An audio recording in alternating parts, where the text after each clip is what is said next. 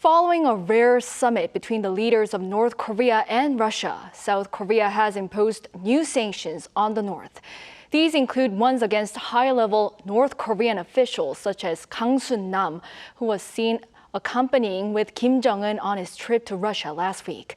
Our foreign affairs correspondent Bae Eun-ji has more. Amid concerns about military cooperation between North Korea and Russia, South Korea has imposed unilateral sanctions on Pyongyang. The foreign ministry said they target those linked to arms deals with other countries, including Russia, or ones involved in the North's nuclear missile development programs. Newly added to an existing sanctions list are 10 individuals and 2 institutions. Among them, South Korea is the first in the world to issue sanctions on Slovakian company GLOCOM and 7 North Koreans. The latter include 3 high-level officials: the regime's defense minister Kang Sun-nam, a former head of the North Korean People's Army General Staff Park Soo-il, and senior secretary of the Academy of Defense Science Lee Sung-hak. Also named on the sanctions list were Lee Chang-min, Kim Myung-jin, and Lee Hyuk-chul, all involved in overseas weapons trading, including with Moscow.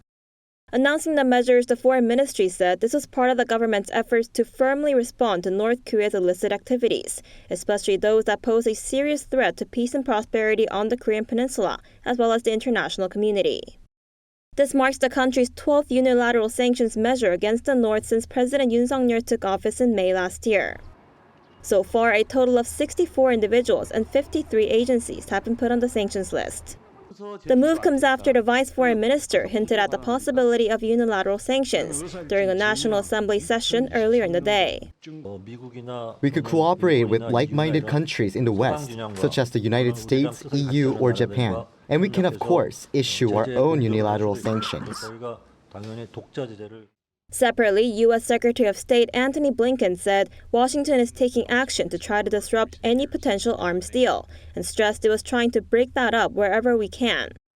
Speaking in an interview with broadcaster NBC on Wednesday local time, the top American diplomat added that the summit between Pyongyang and Moscow last week showed a certain amount of desperation from Russia due to the prolonged war in Ukraine.